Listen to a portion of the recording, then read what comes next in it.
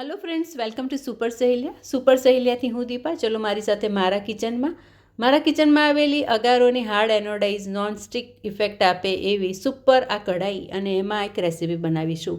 અગારોની ઘણી બધી પ્રોડક્ટ્સ માર્કેટમાં અવેલેબલ છે અને એમેઝોન પર પણ અવેલેબલ છે. આ હાર્ડ એનોડાઇઝ કઢાઈ નોનસ્ટિક ઇફેક્ટ આવે એવી સુપર અને 24 સેન્ટીમીટર એની પહોળાઈ છે. સાથે સાથે આપેલી આ ગ્લાસ લીડ તમે જોઈ શકો છો, જેનાથી લુક એકદમ પ્રીમિયમ આપે છે અને ખોરાક જ્યારે આપણે રાંધીએ ત્યારે અંદર કેટલો રંધાયો એ જોઈ શકીએ છીએ.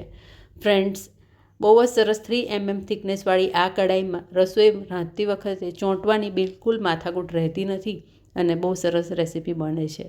તો ચાલો બનાવીએ એમાં દેશી ચણા. દેશી ચણા બનાવવા માટે 4 કલાક માટે ચણાને મેં ગરમ પાણીમાં પલાળી દીધા હતા અને પછી 4 વિસલ થોડું મીઠું નાખીને બાફી લીધા. બહુ સરસ પોચા પડી ગયા છે. ચણા બાફેલા તૈયાર છે. સાથે સાથે એક મોટી ચમચી ભરીને બેસન લીધું છે અને લસણની ચટણી. આ લસણની ચટણી મેં મારા ફ્રીઝમાં બનાવીને રાખતી જાઉં છું અને એ બનાવવા માટે સૂકા લાલ મરચાં, મીઠું, લસણની કળીઓ અને થોડું મીઠું સાથે ક્રશ કરી અને બની જતી હોય છે. તો સરળતાથી બની જાય એવી લસણની ચટણી તૈયાર હોય તો બધી રેસીપી આપણી બહુ ઝટપટ બની જતી હોય. સૌથી પહેલાં આપણે ચાલો આપણી આ બહુ સરસ નવી કઢાઈ ગેસ ઉપર મૂકી દઈએ અને એની અંદર 1 થી 1.5 ચમચી જેટલું શીંગ તેલ એડ કરી લઈએ. સાથે સાથે મસાલાનો ડબ્બો તૈયાર કરી લેવાનો અને હા, કઢી પત્તા પણ તૈયાર કરી લેજો. કઢી પત્તાની સુગંધ અને ટેસ્ટ બહુ સરસ લાગતો હોય છે આ રેસીપીમાં. તેલ થોડું ગરમ થાય એની રાહ જોવાની છે અને તેલ થોડું ગરમ થાય એટલે 1/2 ચમચી જેટલા રાઈ દાણા એડ કરી લઈશું.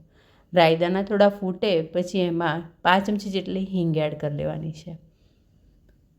હિંગ એડ કર્યા પછી આપણે કઢી પત્તા થોડા એડ કરી લઈશું. મારી પાસે સૂકા છે, તમે ફ્રેશ કઢી પત્તા એડ કરો તો વધારે સરસ એની સુગંધ આવશે. હવે આપણે લસણની ચટણી લગભગ 1/2 થી 1/4 ચમચી જેટલી એડ કરી લઈશું. વધારે તીખું ગમતું હોય તો થોડી વધારે પણ એડ કરી શકો છો. લસણની ચટણી એડ કરી અને સરસ રીતે સાંતળી લઈશું. સરસ 3 mm થિકનેસવાળી આ નોનસ્ટિક ઇફેક્ટ આવી એવી કઢાઈ, એનોડાઇઝ કઢાઈ, જેમાં ચટણી બિલકુલ ચોંટતી નથી અને સાથે સાથે બેસન પણ જુઓ મેં એડ કરી લીધું. સૂકું બેસન એને પણ આપણે સરસ રીતે સાંતળી લઈશું. થોડું આછું ગુલાબી, બિલકુલ એ ચોંટશે નહીં અને સરસ રીતે એ સરસ ગુલાબી શેકાઈ જશે.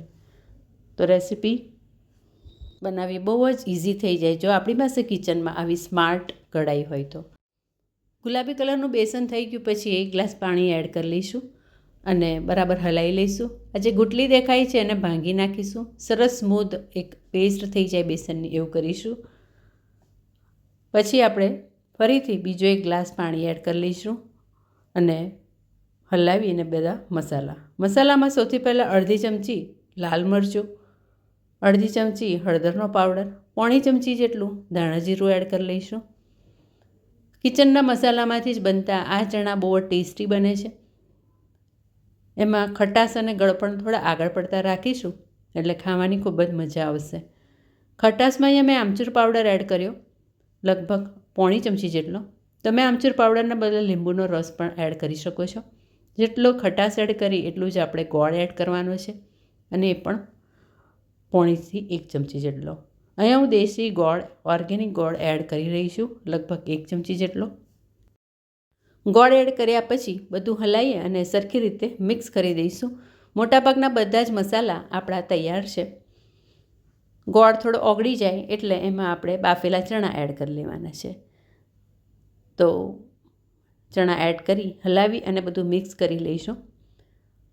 મીઠું ચણા બાફતી વખતે એડ કર્યું હતું એટલે અત્યારે આપણે બેસનના ભાગનું મીઠું એડ કરીશું. એ લગભગ 1/2 ચમચી જેટલું છે.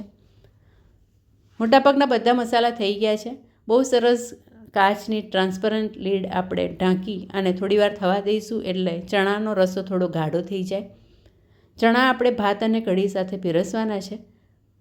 થોડા ગાઢા ચણા પીરસવા માટે લગભગ તૈયાર છે. 2 મિનિટ માટે હજી રાંધીશું પછી ગેસ બંધ કરી દઈશું. છેલ્લે કોથમીરથી સજાવી અને ચણા ભાત અને કઢી સાથે પીરસીશું તો ખાવાની ખૂબ જ મજા પડે એવા. તો જુઓ, બહુ સરસ રીતે આપણી આ નવી કઢાઈમાં સરસ ચણા તૈયાર થઈ ગયા છે. કઢાઈને સાફ કરવાની પણ બહુ જ ઇઝી છે. બસ એક સ્પોન્જ મારો એટલે સરસ રીતે સાફ થઈ જાય છે. Thank you for watching super સહેલિયા.